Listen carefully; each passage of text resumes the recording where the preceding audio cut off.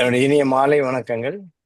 நம்முடைய சுந்தரராஜன் சார் வந்து இந்தியாவுக்கு வந்துட்டு ஒரு ஆன்மீக பயணம் மேற்கொண்டிருப்பதால், இன்றைய கூட்டத்தில் இன்னும் சேரவில்லை என்று நினைக்கிறேன். ஆகவே வழக்கம் போல கோடிட்ட இடத்தை நிரப்புவோம் என்ற நிலையில் இந்த கூட்டத்தை நடத்தி செல்லும் வாய்ப்பு எனக்கு வந்திருக்கிறது. அந்த வகையிலே நம்முடைய குழுமம் அ அன்பர்கள் அனைவரையும் வருக வருக என்று வரவேற்பதில் மகிழ்ச்சி அடைகிறேன். இன்றைய அளவலாவல் நிகழ்ச்சி வழக்கம் போல ஒரு வித்தியாசமான நிகழ்ச்சியாக இருப்பது எனக்கு மகிழ்ச்சி. அதற்கு முன்னால் 2 அறிவிப்புகள் செய்யும்படி எனக்கு திரு கிருபானந்தம் அவர்கள் சொன்னார்கள். ஒன்று, இன்று திருக்குறள் வாசிப்பு இந்த இந்த முறை இல்லை. அதுபோல கூட்டம் முடிந்த பிறகு வருகின்ற சொலவடை அதுவும் இந்த இந்த வாரம் இல்லை. அடுத்த வாரத்துக்கு அவை தள்ளி வைக்கப்பட்டிருக்கின்றன. இன்றைய கூட்டத்தில் நமக்கு எல்லோருக்கும் மிகவும் அறிமுகமான, எல்லோரிடமும் மிகவும் நட்புடனும் இனிமையுடன் பழகக்கூடிய திரு ஆர்.கே. ராமநாதன் அவர்கள், அவருக்கு பிடித்த திரை இசை பாடல்கள் பற்றி, அவருடைய ரசனைகள் பற்றி அவர் பேச இருக்கிறார். ஆர்.கே. ராமநாதன் பத்தி நான் உங்ககிட்ட சொல்லணும்னா, இது வந்து it is taking goal to new காசில் அப்படின்னு சொல்லுவாங்க. அந்த மாதிரி திருநெல்வேலிக்கே அல்வாவான்ற மாதிரி எனக்கே ஆர்கே பத்தி சொல்றீங்களா அப்படின்னு.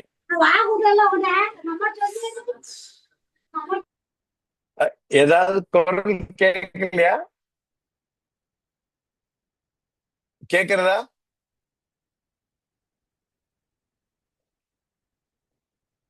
குரல் கேக்குதா? நல்லா கேக்குறது சார். எல்லாமே ஆர்.கே. ராமநாதன் அவர்கள் வந்து எனக்கு வந்து முகநூல் மூலமா தான் முதல்ல அறிமுகம். முகநூல் அவருடைய எழுத்துக்களை வாசித்து, அவருடைய எழுத்துக்களை வாசித்து அறிமுகம். பிறகுதான் தெரிந்தது அவரின் மனைவியுடன் அவர் ஆந்திரா வங்கியிலே பணிபுரிந்தவர் என்பது பிறகு எனக்கு தெரிய வந்த விஷயம். முதல்ல பார்த்தபோது ஆர்கே பார்த்தா எனக்கு பயம். ஒரு பெரிய வீடியோ கேமரா விஷயம் தான் போட்டிருப்பார் அவருடைய டிபி. சரி, நம்ம யாரோ பெரிய ஆளுகிட்ட மாட்டின்னு இருக்கோம், நாளைக்கே நமக்கு நல்ல அப்படின்னு நினைச்சப்பறம் அடுத்த டிபில மாத்திட்டார். என்ன தெரியும், அதெல்லாம் தூக்கி போட்டு சாதாரணமா வந்துட்டார். நேராக பேச ஆரம்பித்த பிறகு தெரிந்த எவ்வளவு இனிமையான மனிதர். அவர் ஒரு பன்முகத்தன்மை வாய்ந்தவர் என்பது எல்லாருக்கும் தெரியும். இருந்தாலும் ஒரு 2 வார்த்தைகள் அவரை பற்றி சொல்லிவிட்டு பிறகு அவருக்கு இடமளிக்கலாம் என்று நினைக்கிறேன். அவர் ஒரு சிறந்த கவிஞர். அவருடைய கவிதைகள் இப்போ அவர் வந்து முகநூல்ல கவிதைகள் எழுதி கொண்டு வருவார். 1000க்கும் மேற்பட்ட கவிதைகள் எழுதியிருப்பார்னு நினைக்கிறேன். ஆனா அத்தனையும் ட்ரங்க் பொட்டியில போட்டு வச்சுட்டு இருக்காரு. புஸ்தகமா கொண்டு வரனா மாட்டேன். நானும் கிருபானந்தும் அவர் அவ்வளவு கஷ்டப்படுத்தி கொண்டு வரணும்னு சொல்லிட்டு 2 கவிதை தொகுப்புகளை நாங்கள் கொண்டு வந்தோம். குவிகம் மூலியமாகவே அவை வெளியிடப்பட்டன. மிகச்சிறந்த கவிஞர். அவருடைய கவிதைகளில் எல்லாம் என்னை பொறுத்தவரை ஒரு சிறிய சோகம் அடிநாதமாக போய் கொண்டிருக்கும்.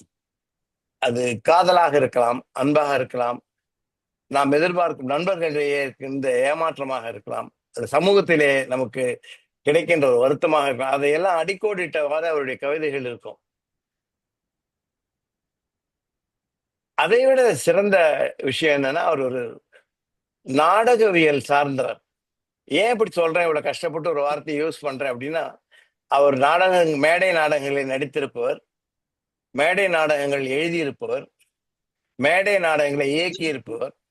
ஆக மேடை நாடகங்களில் அத்தனை பகுதிகளிலும் அவருக்கு அனுபவம் இருப்பதால் அந்த வார்த்தையை நான் உபயோகப்படுத்துறேன். மேடையில் பெரிய ஸ்டால்வார்ட்ஸ் எல்லாம் இருந்திருக்காங்க. அவர்களுடன் அவர் நடித்த அனுபவம் அவருக்கு இருக்கிறது. அதே சின்ன திரையிலும் அந்த அந்த அனுபவம் தொடர்ந்து இருந்திருக்கிறது. மிகச்சிறிய நகைச்சுவை மன்னன் நாகேஷ் அவர்களுடன் அவர் நடித்திருக்கிறார். நாடக உலகின் மிக சக்தி வாய்ந்த ஒரு கேரக்டர் அவர்னா பூர்ணம் விஸ்வநாதன். அவருடன் அவருடைய நாடகங்களிலும் சின்னத்திரை சீரியல்கள் அவர் நடித்திருக்கார். பரீட்சார்த்தமாக நாடகங்களை செய்த பரீட்சார்த்த ஞானி அவர்களுடைய குழுவிலே அவர் பல நாடகங்களிலே நடித்திருக்கிறார். இப்போது கூட நிறைய நாடகங்கள், அந்த நாடகங்களை விமர்சனம் பண்றதுனால பகுதி தெரியும் அவருக்கு எவ்வளவு தூரம் அந்த அனுபவம் இருக்கிறது, மேடை அனுபவம் என்பது. அந்த வகையில ஒரு சிறந்த ஒரு நாடக கலைஞர். பூபாலம் என்ற சிறந்த இதழ் மீண்டும் துவக்கப்பட்ட போது அந்த 4 ஆசிரியர்களில் ஒருவராக, ஒரு தூணாக திரு R.K. ராமநாதன் இருக்கிறார். அவர் ஒரு பூபாலர் இதழின் ஆசிரியர். அதுல இருந்து ரெகுலரா தமிழ் தேனி, சிரிச்சல் முனை, அது தர கவிதைகள் என்று பங்களித்து அந்த அந்த பூபாலத்தின் சிறப்பினை அதிகப்படுத்தி கொண்டு வருபவர். இன்றைய முகம் இது வரைக்கும் நான் சொல்லாத முகம். பாடல்கள் அப்படின்னு வரும்போது திரை இசை பாடல்கள் எல்லாம் அப்படி பாடுவார். அத்தனை பாட்டும் மனப்பாடமா தெரியும். திடீர்னு நினைச்சுன்னா எல்லா பாட்டும் பாடுவார். அதாவது இந்த வாய்ஸ்ல இருக்கிறதான் பாடுவேன், இந்த பாட்டு தான் அப்படி கிடையாது. T.M. சௌந்தரராஜன் பாட்டா இருந்தாலும் சரி, P.B. ஸ்ரீனிவாஸ் பாட்டா இருந்தாலும் சரி, சீர்காழி கோவிந்தராஜன் பாடல்களாக இருந்தாலும் சரி, எஸ்பிபி வாய்ஸ் அந்த பாட்டா இருந்தாலும் சரி பாடுவார். பாடும்போது நான் பாட்டை கேட்கறதுல அவர் தான் பார்ப்பேன். அந்த அவருடைய பாவம், கையும் காலம் முகம் போற பாவம் அவ்வளவு சிறப்பா இருக்கும் அந்த பாடலை விட. அப்புறம் ஸ்மியூர்ல எல்லாம் பாடணும்னு எனக்கு ஸ்மியூர்ல பாடுறதுக்கு கூட அவர் சொல்லி கொடுத்திருக்காரு. இன்று அந்த பாடல் சம்பந்தமாக திரை இசை பாடல்களில் அவரது ரசனை பாறை, அவருக்கு பிடித்த பாடல்களை பற்றிய ரசனை பாறையாக கொடுக்கிறார் அப்படின்னு அவர் தலைப்பு கொடுத்திருக்கார். அவர் என்ன சொல்ல போகிறார் என்பது நானும் ஆவலுடன் உங்களைப் போலவே காத்து கொண்டிருக்கிறேன். இனி R.K. ராமநாதன் அவர்கள் தன்னுடைய திரை இசை பாடல்களில் அவருடைய ரசனை பார்வையை பற்றி பேசுவார்.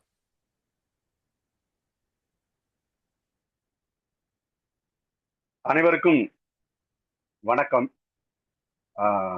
முதல்ல இந்த வாய்ப்பினை நல்கிய புவிகம் சுந்தரராஜன் சார், கிருபானந்த் சார் இருவருக்கும் நன்றி. இது நான் இப்போ என்னுடைய அருமை நண்பன் மதுவந்தி என்கிற வீரராகவன் இதை பார்த்துக்கிட்டு இருப்பான் அப்படின்னு உணர்கிறேன். இன்ஃபேக்ட் அது ஒரு துயரம். அவன் இல்லாத நான் அட்டம் செய்கிற வெகுகாலத்துக்கு அப்புறம் நான் முன்னிருந்து நடத்துகிற இந்த நிகழ்வு என்பது அந்த துயரமாக இருந்தாலும் ஓரளவுக்கு கொஞ்சம் அதை சரி செய்து கொண்டு நான் இந்த நிகழ்வை எடுத்து செல்ல விரும்புகிறேன். எனக்கு கொடுக்கப்பட்ட நேரத்துக்குள்ள நான் இதை முடிக்கணும்னு நினைக்கிறேன். இது நானா எடுத்து இதுல இன்னொரு முக்கியமான தகவலை நான் சொல்றேன். சில பாடல்கள் முழு வரிகளோட இருந்தாதான் நல்லா இருக்கும் அப்படிங்கிறதுக்காக நான் அந்த பாடலோட பிரிண்ட் அவுட் வேணும்னு அது போயிட்டு நேற்று நான் ஒரு கிருபானந்தன் சார் வீட்டுக்கு போயிட்டு இந்த பாட்டெல்லாம் வேணும் அப்படின்னு சொல்லி காலையில அதை பிரிண்ட் அவுட் எடுத்துக்கணும். ஸோ அவருக்கு என்னுடைய தனிப்பட்ட நன்றி. இப்போ எனக்கு கொஞ்சம் அம்பரா துணியில கொஞ்சம் நிறைய பலம் வாய்ந்த அம்புகள் இருக்குங்கிற ஒரு விஷயம் இருக்கு. இப்ப நான் இதை துவங்கும் போது என்னுடைய பால்யகால சிநேகிதன் இருக்கான். நாங்க தமிழ் கிளாஸ்ல இருக்கும்போது எங்க வாத்தியார் நாகராஜன் சார் அவர் என்ன கேட்பாருன்னா, உனக்கு சினிமா பாட்டு மனப்பாடம் ஆகிற அளவுக்கு மனப்பாட பாட்டு ஏன் மனப்பாடம் ஆக மாட்டேங்குது கேட்பாரு. அப்ப கிளாஸ்ல ஒரு ஓப்பன் டிபேட். அப்ப யாராவது அது வரிகள் கடுமையா இருக்கு, சரி எளிமையான வரிகள் சார், அதுக்கு இசை இல்லை சார், சரி இசை போட்டு பாடுறோம் சார், அது ஒரு மெட்டு இல்லை சார், சரி மெட்டு போட்டு பாடுறோம், சந்தம் இல்லை சார், சரி சந்தம் போட்டு பாடுறோம், அப்பவும் ஏன் பண்ணணும்? இப்படி எல்லா கேள்வி எல்லாத்துக்கும் சொல்லியாச்சு பதில் சார், எல்லாத்துக்கும் ஒரு பதில் சொல்றாரு. அப்புறம் ஒரு கட்டத்துக்கு அப்புறம் சரி அது என்னதான் அப்படின்னு அவர் சொன்னாரு, திரைப்பட பாடல்களுக்கும் இந்த பாடங்களில் வருகிற மனப்பாட பாட்டுக்கும் உள்ள மிகப்பெரிய வித்தியாசம். மனப்பாட பாட்டு நீ மனப்பாடம் பண்ணாலும் அது எக்ஸாம் வரும், அதுல தேர்வு வரும், அது நீ எழுதணும் அப்படிங்கிற பயத்தோட இருக்கிறதுனாலே நமக்கு மனப்பாடம் ஆகாது. சினிமா பாட்டுன்னா ரொம்ப கேஷுவலா நீ எடுத்துக்கலாம், அதுல எக்ஸாம் எல்லாம் இருக்க தேர்வு இருக்க போறது கிடையாது, ரசனை சம்பந்தப்பட்ட விஷயம்தான் அப்படின்னு சொன்னதால உனக்கு ஈஸியா சினிமா பாட்டு மனசுக்குள்ள பதிவாயிருது அப்படிங்கிறார். அதை நான் நினைச்சுக்கிறேன். இப்ப நான் இது ஒரு ரசனை பார்வை தான். இப்ப உதாரணமா சொல்லணும்னா, நானும் டாக்டர் பாஸ்கர் சாரும் நிறைய கார் பயணங்கள் மேற்கொள்ளும் போதுதான் நாங்க நிறைய பழைய பாடல்களை ஸ்லாகிச்சு பாடிண்டே போவோம். இன்னும் சொல்ல போனா நான் ஸ்மியூலில் பாடுவதற்கு மிக முக்கியமான காரணம் அந்த பாடல்களின் வரிகள், அதை எழுதிய கவிஞர், பாடிய பாடகர், பிறகு அந்த இசையமைப்பாளர், நடிகர்கள் இவங்களெல்லாம் வந்து மனசுல கொண்டு வந்துக்கிட்டு தான் நான் அதை வந்து அதை வந்து நான் ரசிக்கிறேன். அதனாலேயே எனக்கு அது பிடிக்கும். இன்னும் சொல்ல போனா எனக்கு பிடிச்ச பேஷன்ல ஒண்ணு வந்து பாடுற ஒரு விஷயம் இருக்கு. அதனாலதான் நான் ஸ்கூல்ல வந்து இருக்கேங்கிறதையும் சொல்லிக்கிறேன் நான். இன்ஃபேக்ட் வந்து நானும் டாக்டர் பாஸ்கர் சாரும் நிறைய சேர்ந்து பாடியிருக்கோம். உதாரணம் அந்த காசிக்கு போகும் சன்னியாசியை வந்து அவர் டிஎம்எஸ் நான் சீர்காழியும் பாடி காரை பாடிண்டே போவோம். அந்த மாதிரியான ஒரு இதுல வந்து இப்ப வந்து நான் சொல்ல வர்றது வந்து வெறும் ரசனை பார்வை. இப்போ வந்து தென்காசி கணேசன், கவிஞர் we Viswanathan, SV. Venugopal, doctor Bhaskar இவங்க எல்லாருமே வந்து திரைப்பட பாடல்கள்ல வந்து ஆராய்ச்சி பண்ணி அதை லைட்ஸ் இருக்கிறவங்க. நான் வந்து அதெல்லாம் இல்லாமல் அதை வந்து ஒரு ரசனையா பார்க்கிறேன். அவ்வளவு நட்சத்திரங்களையும் வானத்துக்கு கீழே படுத்துன்னு பார்க்குற மாதிரியான பாவனையில தான் நான் எடுத்துட்டு போறேன். நம்ம வீடுகள்ல வந்து வீட்டுல பெண்மணிகள்ல ரசமோ அல்லது வந்து ரச குழம்போ வச்சாங்கன்னா அடுப்புல இருக்கும்போதே ஒரு சொட்டு கையில எடுத்து பார்த்துட்டு நல்லா இருக்கு அப்படின்வாங்க அப்படின்னு சாதிச்சு. அந்த மாதிரியான விஷயங்களா தான் நான் இந்த ப்ரோக்ராம்ல சில பாடல்களை சொல்லணும்னு நினைக்கிறேன். ஏன்னா இது வந்து ஏராளமா இருக்கு. உங்களுக்கு வந்து ஒரு தகவல் சொல்லணும்னா இந்த புஸ்தகம் இருக்கிறது. இது சினிமாவோட பாட்டு புஸ்தகம். இது வால்யூம் 1.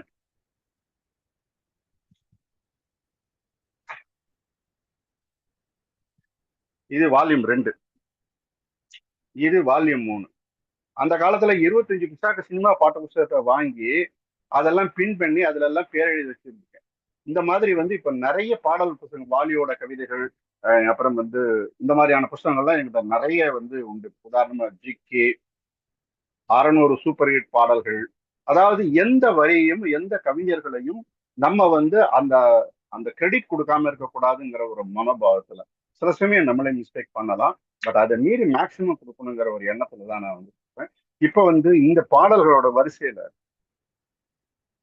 ஏராளமான பாடல்கள், ஏராளமான உணர்வுகளை பிரதிபலிக்கக்கூடிய பாடல்கள் நிறைய இருக்கின்றன. அதுல போட்டி பாடல்கள், காதல் பாடல்கள், தத்துவ பாடல்கள், சோக பாடல்கள், புரட்சிகர பாடல்கள், அது எல்லாம் நிறைய இருக்கு. ஆனா நான் வந்து அப்படி சொல்லணும்னா வந்து இது டைம்ல பண்ணவே முடியாது. நான் எடுத்துக்காட்டின பாட்டு புத்தகங்களே ஒரு 100 பாட்டு புத்தகங்கள் இருக்கும். அப்போ அது எல்லாத்தையும் நான் சொல்ல முடியாது. ஆனா சில விஷயங்களை சொல்லிட்டு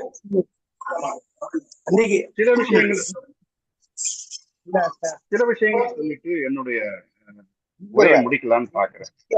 உதாரணமா ஒரு வாட்டி இந்த போட்டி பாடல்கள்ல வந்து வானம்பாடி படத்துல வர்ற ஆண் கவியை வெல்ல வந்து பெண் கவியை வருக என்கிற பாடல். அந்த பாடல் வந்து அந்த பாடலோட வரிகளோட நுவான்சஸ், அந்த நுவான்சஸ் வந்து பார்க்கும்போதுதான் அது வந்து அவங்கெல்லாம் நிறைய பங்களிப்பு செஞ்சுட்டாங்க. பாடல் எழுதுறவங்க, இசை அமைக்கிறவங்க, பாடுறவங்க, நடிக்கிறவங்க, they have contributed to the society. அந்த மாதிரியான விஷயங்கள் அவங்களோட ப்ரொஃபஷன் அதுதான்னாலும் அந்த contribution toward the society is more important. அது மோர் வேல்யூபிள். அதுல வந்து அந்த ஆண் பாடகன் வந்து போட்டி, ஆணுக்கும் பெண்ணுக்கும் போட்டி. பெண் வந்து சாஃப்டா இருப்பான், ஆண் வந்து கொஞ்சம் கம்பீரமா இருப்பான். அதுதான் கேரக்டர். அதுல வந்து அவர் வந்து எழுதுவாரு. அவர் முதல்ல ஆரம்பி தொகையரை வந்து கல் தோன்றி மண் தோன்றும் முன் தோன்று தமிழே கவிமழையில் ஆடி வரும் கண்ணி இள மயிலே சொல்லோடு பொருளேந்தி விளையாட வந்தேன் துணை வேண்டும் தாயே நின் திருவடிகள் வாழ். அது வந்து நேர வந்து தன்னை முன்னிலைப்படுத்தி அந்த பாடலை பாடுகிறார். ஆனா அதற்கு பெண் கொடுக்கிற தொகையரா பொதிகை மலை உச்சியிலே புறப்பட்ட தமிழே பூங்கவிதை வானேறி தவழ்ந்து வரும் நிலவே மதியறியா சிறுமகளும் கவி பாட வந்தேன் மன்றத்தில் துணை நின்று வாழ்த்துவாயிட்டாள். இது ரெண்டுக்குமே உள்ள டிஃபரன்ஸ் வந்து ஒண்ணு வந்து அக்ரஷன், இன்னொன்னு வந்து சப்மிஷன். அந்த மாதிரியான விஷயங்கள்ல இது இருக்கு. அது வந்து நிறைய வந்து இது வந்து போட்டி பாடல்கள்ல முதல் வரிசையில வந்து ஒரு பாடலா நான் முதல் பாடலாக இதை நான் எடுத்துட்டு இருக்கேன். அதுல வந்து தெரியும், ஒரு இலக்கிய பாடல் எழுதுனது தாதி தூது தீது தத்தும் பத்தை சொல்லாதுங்கிற அந்த வரி வந்து மிக அழகாக பயன்படுத்தி அதற்கான விளக்கமும் கொடுக்கப்பட்டு போட்டி பாடல்களுக்கு ஒரு ஜஸ்டிபிகேஷன் செய்த பாடல். அதே மாதிரி லேட்டஸ்டா நீங்க வந்தீங்கன்னா அதே மாதிரியான போட்டி பாடல் மிஸ்டர் பாரத்ல என்னம்மா கண்ணு சௌக்கியமா என்னம்மா கண்ணு சொல்லிட்டோமா, ஆமாம்மா கண்ணு, சிம்பிள் சிம்பிள். ஆனா அடுத்துல ஒரு ஜம்ப் இருக்கும். யானைக்கு சின்ன பூனை போட்டியா, வந்து மோதித்தான் பட்டப்பாடு பாத்தியா, யாருக்கும் மஞ்சிடாத சிங்கம்னா உரசிப்பாரு மங்கிடாத தங்கம். சந்தங்கள், எதுகை மோனைகள், இந்த வார்த்தை ஜாலங்கள், அதெல்லாம் மினிமத்துல ஆனா ஷார்ப்பா வந்து இருக்கக்கூடிய ஒரு பாடல் வந்து இந்த பாடல். இப்ப அந்த அந்த இது வந்து போட்டி பாடல். அதுக்கப்புறம் வந்து மென் தத்துவ பாடல்கள். இந்த மென் தத்துவ பாடல்கள்ல வந்து சாஃப்ட் சைக்காலஜி மாதிரி சொல்லலாம். இறைவன் என்ற ஒரு கவிஞன் என்கிற பாடல், இது கண்ணதாசன் எழுதின. அதுல வந்து கடைசி ஸ்டான்ஸா தான் மிகச்சிறப்பு.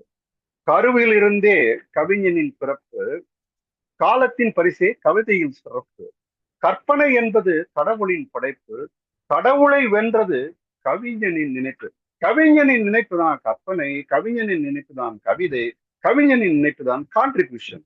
அந்த கான்ட்ரிபியூஷனை வந்து மிக அழகாக கொண்டு வந்து இந்த கவிதையில முடிச்சிருப்பார். இது வந்து கண்ணதாசன் எழுதின.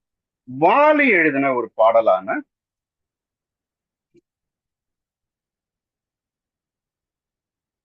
ஆண்டவன் ஒரு நாள் கடை விரித்தான், அதில் ஆயிரம் ஆயிரம் பொருள் குவித்தான்.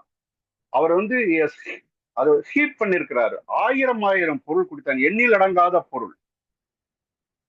அவரவர் நிலைமைக்கு விலையை சொன்னான், அவரவர் தேவைக்கு வாங்க சொன்னான் அப்படின்னு சொல்லிட்டு அதுல அடுத்த சரணத்துல வருவாரு.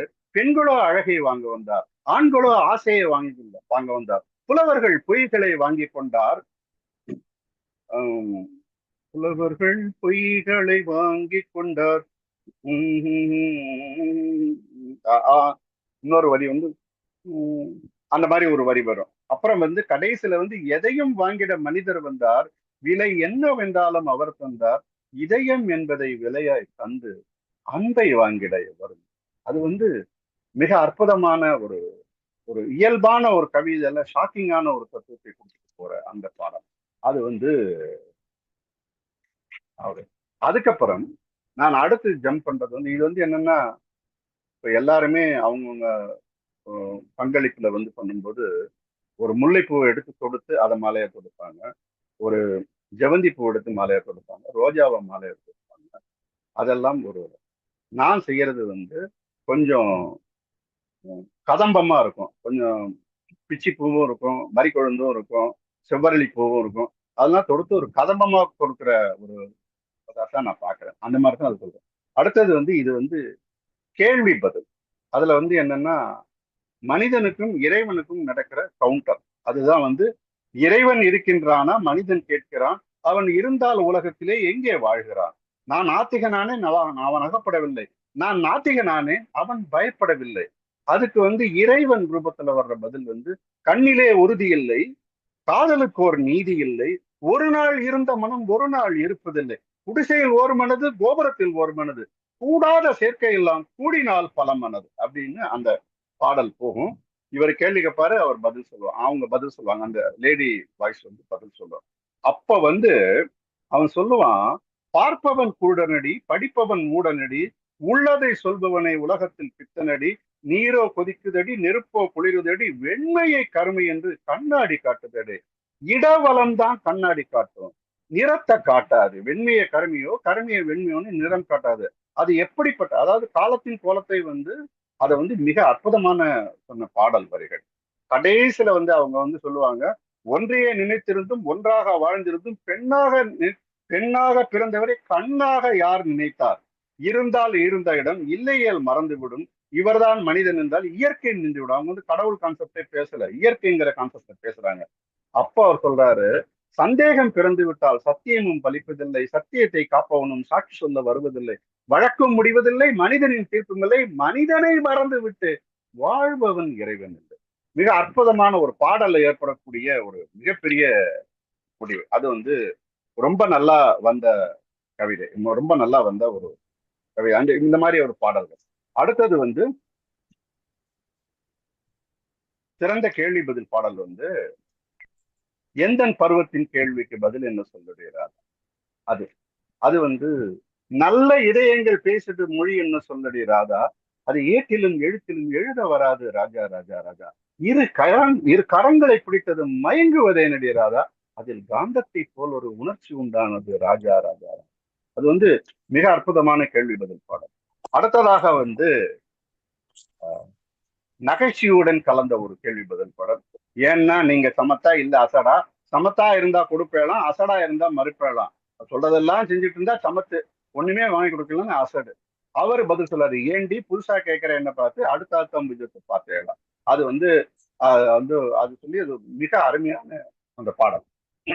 அதுக்கப்புறம் சாந்தி படத்துல வர்ற ஒருத்தி ஒருவனை நினைத்து விட்டால் அந்த உறவுக்கு பெயர் என்ன?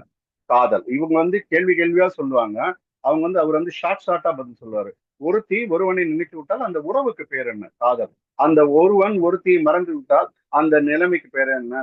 அந்த ஒருவன் மணந்து கொண்டால் அந்த நிலைமை என்ன? குடும்பம்.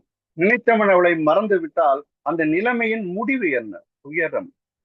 பிரிந்தவர் மீண்டும் சேர்ந்து கொண்டால் அந்த பெண்மையின் நிலை என்ன? சைலன்ஸ். இதுக்கு மேல சொல்றதுக்கு ஒண்ணும் இல்லை அப்படிங்கிற மாதிரியான அந்த பாடல். அப்புறம் வந்து காதல் பாட்டுல போலி தோட்டத்துல இருக்கும், ஆனா அது உண்மையான காதல் பாடல். எனக்கு ரொம்ப பிடிச்ச பாடல் வந்து நிழல் நிஜமாகிறது படத்துல. நான் இந்த சொல்ற பாடல்கள் எல்லாமே பொதுவா சிலாகிக்கப்படாத, அவ்வளவாக கொண்டாடப்படாத, எல்லாருக்கும் பார்த்தேன் சிரித்தேன் அத்திக்காய் காய் இது எல்லாருமே பேசிட்டாங்க. ஆனா இது அந்த மாதிரி இல்லாத பாடல். இப்ப உதாரணமா வந்து இலக்கணம் மாறுதுங்கிற பாடல் வந்து பாத்தீங்கன்னா, அவர் வந்து சொல்றாரு, இத்தனை நாள் வந்து அவ வந்து ரொம்ப ஸ்டிஃபா இருந்தா, ஆனா இப்ப சாஃப்ட் ஆயிட்டு இருக்காங்க மாதிரி. இலக்கணமானதோ இலக்கியமானதோ இதுவரை நடித்தது அது என்ன வேடம், இது என்ன பாடம் அப்படின்னு சொல்றாரு. அப்ப வந்து அவர் சொல்றாரு, கல்லான முல்லை இன்று என்ன வாசம், காத்தான ராகம் ஏன் இந்த கானம், வெண்மேகம் அன்று கார்மேகம் இன்று யார் சொல்லி தந்தார் மழைக்காலம் என்று அப்படின்னு. இப்பதான் உன்னோட வாழ்க்கையில வசந்தம் வருதுன்னு இவர் சொல்றாரு. இது வந்து அந்த கேரக்டரான சுமித்ராக்கான கேரக்டருக்கான வியாபாரம். அடுத்தது சுமித்ரா தன்னை பற்றி சொல்வது. அது வந்து என் வாழ்க்கை நதியில் கரை ஒன்று கண்டேன், என் நெஞ்சில் ஏனோ கரை ஒன்று கண்டேன், புரியாததாலே திரை போட்டு வைத்தி, திரை போட்ட போதும் மனை போட்டவில்லை, மறைத்திடும் திரைதனை விலக்கி வைப்பாயோ அப்படின்னு. அதுக்கப்புறம் இது வந்து இந்த 2 கேரக்டர் படத்திலேயே மொத்தமே வந்து சுமித்ரா, சரத்பாபு, ஷோபா, கமலஹாசன், இவங்க 4 பேர் தான் பெரிய கதாபாத்திரம். அதுல வந்து அவர் வந்து சொல்லுவாரு, தள்ளாடும் பிள்ளை உள்ளமும் வெள்ளை, தாலாட்டு பாட ஆதாரம் இல்லை, தெய்வங்கள் எல்லாம் உனக்காக பாடும், பாடாமல் போனால் எது தெய்வமாகும், மறுபடி பிறக்கும் உனக்கு ஒரு பாதை உரைப்பது கீதை அப்படின்னு அந்த பாடல் வரும். அது யாருன்னா ஷோபா கேரக்டருக்கான வரிகள். இது பார்க்கும்போது டூயட் மாதிரி தெரிஞ்சாலும் அது வந்து ஷோபா கேரக்டர். அடுத்தது வந்து ஷோபா வந்து இந்த அனுமந்த் கேரக்டர் பாடுற மாதிரியான பாட்டு. அது வந்து இந்த வாய்ஸ்ல மணி ஓசை என்ன, இடி ஓசை என்ன, எது வந்த போது நீ கேட்பதில்லை, நிழலாக வந்து அருள் செய்யும் தெய்வம் நிஜமாக வந்து என்னை காக்க கண்டேன், நீ எது நான் எது, ஏன் இந்த சொந்தம் பூர்வ ஜென்ம பந்தம். ஒரு படத்துல மிக முக்கியமான கேரக்டர் அத்தனையுமே ஒரு 4 ஸ்டான்ஸால பாடல் வரிகளை வந்து மிகப்பெரிய ஒரு இது வந்து என்னுடைய ரசனைக்கு மிக மிக பிடித்த ஒரு பாடல். அடுத்தது வந்து பூமாலையில் ஓர் மல்லிகை என்கிற பாடல். இந்த பாட்டை நீங்க கேட்டீங்கன்னா, அந்த பாடல் காட்சியில யூடியூப்ல போய் பாத்தீங்கன்னா, ஒரு அந்த பாடல் முழுசுமே வெவ்வேறு கேமரா வச்சு பிக்சரைஸ் பண்ண மாதிரி இருக்கும். ஒரே டயத்துல அவரை நடக்க விட்டு அவங்கள பாட விட்டு இப்படி பண்ணு. ஆனா கட் ஷாட்ஸ் தான் தனித்தனியா எடுத்திருப்பாங்க. அதனோட சிறப்பே வந்து பார்க்கும்போது கண்டினியூஸா இருக்கும். சாங் கண்டினியூஸா இருக்கிற மாதிரியான ஒரு பாட்டு. இப்ப இந்த பாடல் வரிகளை சொன்னா உங்களுக்கு வந்து அது வந்து ஒரு ஆச்சரியத்தை கொடுக்கும். பூ மாலையில் ஓர் மல்லிகை இங்கு நான் தான் தேன் என்றது, உந்தன் வீடு தேடி வந்தது இன்னும் வேண்டுமா என்றது அப்படின்னு அந்த பாடல். அதை வந்து அசை பிரிச்சிங்கன்னு வைங்களேன். பூ மாலையில் ஓர் மல்லிகை இங்கு நான் தான் தேன் என்ற அது, உந்தன் வீடு தேடி வந்த அது, இன்னும் வேண்டுமா என்ற அது. அது வந்து அப்படி ஒரு அப்புறமான பாடல் வரிகளை கொண்ட. அப்புறம் வந்து உலகம் சுற்றும் வாலிபன் படத்துல வந்து பெண்களை வர்ணித்து எழுதப்பட்ட பாடல்கள். பெண்களை வர்ணித்து எழுதப்பட்ட போது நான் வந்து சில விஷயங்கள் கேள்வி ஞானத்துல நான் சொல்றேன். அது வந்து உண்மையா இருக்கலாம், உண்மை இல்லாமலும் இருக்கலாம். ஆனா அது வந்து அதுல ஒரு சுவாரஸ்யம் இருக்குங்கிறதுனால இது ரசனையில நான் சேர்த்துக்கிறேன். இதுல வந்து ஆஹ் கண்ணதாசன் போய் நீங்க தான் எழுதுறீங்க, பெண்ணை வர்ணித்து எழுதுகிற பாடல், பெண்ணை வர்ணித்து எழுதுகிற பாடல், அதனால நீங்க தான் எழுதுறீங்க அப்படின்னு சொல்லியிருக்காங்க. அவர் பாட்டு எழுதி கொடுத்தாரு. அவர் எழுதி கொடுத்த பாடல் தான் அவள் ஒரு நபரச நாடகம். படத்துல வந்து எம்ஜிஆரும் சந்திரகலாவும் பாடுற மாதிரியான அமைப்புல இருக்கு. அடுத்தது வந்து வாலிட்ட போய் நீங்க தான் எழுதுறீங்கன்னு சொல்லி, கதாநாயகி எழுதுறீங்கன்னு சொல்லி, அது வந்து நிலவு ஒரு பெண்ணாகி. அதுக்கப்புறம் தங்க தோணியிலே அந்த இப்ப இத பாடுறது எல்லாமே ஒண்ணு எஸ்பிபி பாடகர்கிட்ட போய் நீங்க தான் பாடுறீங்கன்னு. ஆனா அவுட்புட் வந்ததுக்கு அப்புறம் தான் தெரியுது, அவுட்புட் வந்ததுக்கு அப்புறம் தான் தெரியுது அது வந்து அவ்வளவு அழகா அவங்க வந்து அதை அமைச்சிருக்காங்க. மொத்தம் 12 பாடல்களோ 13 பாடல்களோ அதுல வந்து இப்ப நீங்க அந்த பாட்டெல்லாம் தனிப்பட்ட முறையில கேட்டீங்கன்னு வைங்களேன், அது வந்து மிக அற்புதமான குரல்ல வந்திருக்கு. டிஎம்எஸ்க்கு நிலவு ஒரு பெண்ணாக, எஸ்பிபிக்கு அவ்வளோ ஒரு நவரச நாடகம், ஜேசுதாஸுக்கு தங்க தோணியிலேங்கிற பாடல், அப்படிங்கிறதெல்லாம் ரொம்ப அற்புதமான ஒரு அமைப்பு. நான் அடுத்ததாக எடுத்துக்கிற பாடல் வந்து நேரம் இருக்குன்னு நினைக்கிறேன். திருவிளையாடல் வர்ற பாடல். இது ரொம்ப ஆச்சரியமான எனக்கு வந்து என்னன்னா ஒரு ஷாக் தர்ற மாதிரியான ஒரு பாடல் வந்து இதை எழுதினது அனைத்தையும் பாடல் அனைத்தையும் எழுதினது ஒரே கவிஞர். மனிதன் மனிதனுக்கு சொன்னது திருக்குறள், மனிதன் இறைவனுக்கு சொன்னது திருவாசகம், இறைவன் மனிதனுக்கு சொன்னது பகவத்கீதை. இது இருக்கு. இப்போ மனிதன் மனிதனுக்கு சொல்வதற்கான பாடல் அதுல இருக்கு. அது வந்து ஒரு நாள் போதுமா, இன்னொரு நாள் போதுமா, காணடா என் பாட்டு தேனடா, இசை தெய்வம் நானடா, ஒரு அகங்காரத்தின் உச்சமா பாலகுரு முரளிகிருஷ்ணா பாடல், கண்ணதாசன் பாடல் இந்த பாடல். அடுத்தது மனிதன் இறைவனுக்கு சொன்னது சரண்டர் பாயிண்ட் ஆஃப் எல்லாம் நீதான், உன்னை விட்டா எனக்கு இல்லை அப்படின்னு சொல்லிட்டு அந்த பாட்டு தான். இசைத்தமிழ் நீ செய்த அருண் சாதனை, நீ இருக்கையிலே எனக்கு ஏன் பெரும் சோதனை. இது வந்து சோதனை இல்லை, பெரிய சோதனை. அதுல வந்து வசை வருமே பாண்டி நாட்டினிலே, குழலி மணவாளனே உனது வீட்டினிலே. கடைசியில் அது எப்படி முடியும்னா, தாய்க்கு ஒரு பழி நேர்ந்தால் மகற்கு இல்லையோ, அன்னை தமிழுக்கு பழி நேர்ந்தால் உனக்கு இல்லையோ, வேருக்கு நீரூற்றி விளைக்கின்ற தலைவா, உன் ஊருக்கு பழி நேர்ந்தால் உனக்கு என்று எனக்கு இல்லை. போயப்போ அது ஓம் பிரச்சனை, ஏன் பிரச்சனையா? ஆனா அவர் வந்து நீ வந்து இதுல இது பண்ணலைன்னா உனக்கு வந்து தண்டனை சிறையில போட்டுருவோங்கிற ரேஞ்சில் இருக்கும். ஆனா அவர் சரண்டர்ல பாடுவாரு. அதுதான் மனிதன் இறைவனுக்கு சொன்னது. உங்களை எல்லாருக்கும் தெரியும், இறைவன் மனிதனுக்கு சொன்னது பாட்டும் நானே பாவமும் நானே, பாடும் முனை நான் பாட வைப்பேனே, நான் அசைந்தால் அசையும் அகிலம் எல்லாமே, அறிவாய் மனிதா உன் ஆணவம் பெரிதா, ஆள வாயனோடு பாட வந்ததொரு பாடும் வாயை இனி மூட வந்ததொரு பாட்டும் நான். அது வந்து அவ்வளவு அற்புதமான பாடல். இதை எழுதினது அத்தனையும் கண்ணதாசன் என்கிற மகா கவிஞர். அது வந்து எப்படி வந்து டிரான்ஸ்ஃபார்ம் ஆகி வெவ்வேறு இடத்துல சொல்றாங்க. இதுக்கு வந்து இன்னொரு சிறந்த உதாரணம் சரஸ்வதி சபதம். அது வந்து வாய்ப்பேச்சே வராதவன் அந்த கேரக்டர். அவர் வந்து என்ன பண்ணுவாரு, ஆ ஆ சொல்லி சொல்லி இந்த அகர முதல எழுத்தெல்லாம் பாடுவாரு. அந்த அகர முதல எழுத்தும் போது நம்ம கார்பன் நோட்ல வந்து எழுதுவோம். அந்த காலத்துல வந்து 2 கோடு கார்பன் நோட் இருக்கும். அதை 2 3 தடவை இம்போசிஷன் மாதிரி எழுதுவோம். அதுல வந்து முதல்ல வரும்போது அகர முதல்ல எழுத்தெல்லாம் மறிய வந்த தேவை, ஆதி பகவன் முதல் என்று உணரவை தேவை, திருப்பி அதை ரெப்படிஷன் வரும். இது ஒரு வரைக்கும் வரும். அந்த இதெல்லாம் முடிச்சதுக்கு அப்புறம், உயிரெழுத்தெல்லாம் முடிச்சதுக்கு அப்புறம் அடுத்து வந்து ஒரு புலமை வந்துடும். தோற்ற வைத்து புகழ் சாற்ற வைத்து அறி ஊற்று புகழ் தந்து என்னை அப்படின்னு அறிஞன் கலைஞன் இவனுன்னா சட சட சடன்னு போயிட்டு பாவலன் ஆயிட்டார். இப்ப என்னன்னா அறியாமையிலிருந்து நாலேஜுக்கு அறிதலுக்கு வந்துட்டாரு அவரு. அப்ப அடுத்தது அவர் பாடுறாரு அந்த பாட்டு தெய்வம் இருப்பது எங்கே, தெளிவான ஒரு பாட்டு. அடுத்தது வந்து தாய் தந்த பிச்சையிலே பிறந்தேனம்மா, இந்த நீ தந்த பிச்சையிலே வளர்ந்தேனம்மான்னு அடுத்த வேளை சொத்துக்கு வழி இல்லாத ஒரு பர்சன் வந்து பிச்சை எடுத்து பாடுறா. ஆனா அவ வந்து மகாராணி ஆயிடும்.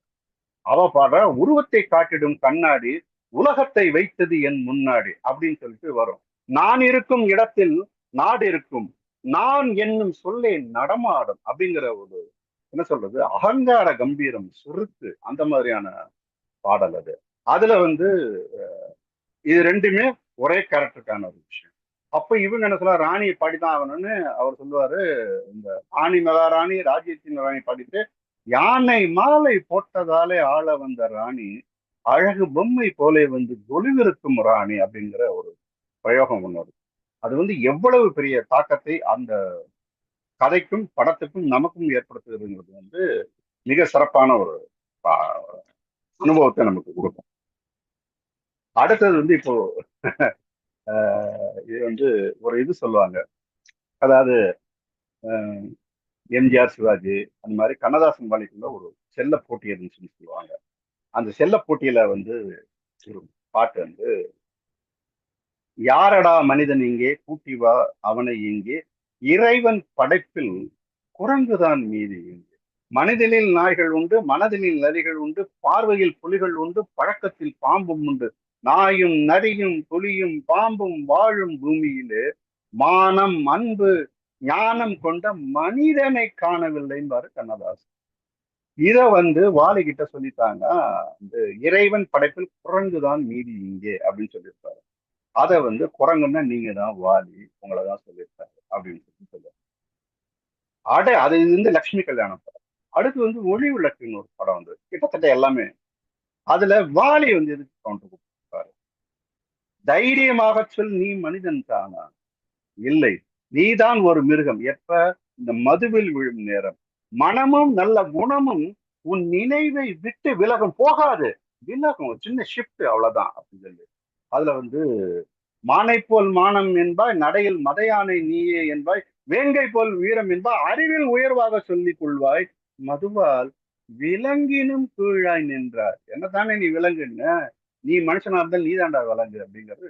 இது வந்து மிக மிக அற்புதமான கவுண்டரான சாங். இது வந்து நிறைய பேருக்கு வந்து தெரியாது. அதே மாதிரி வந்து இது வாலியே துக்ளக்ல எழுதின ஒரு தகவல் வந்து என்னன்னா,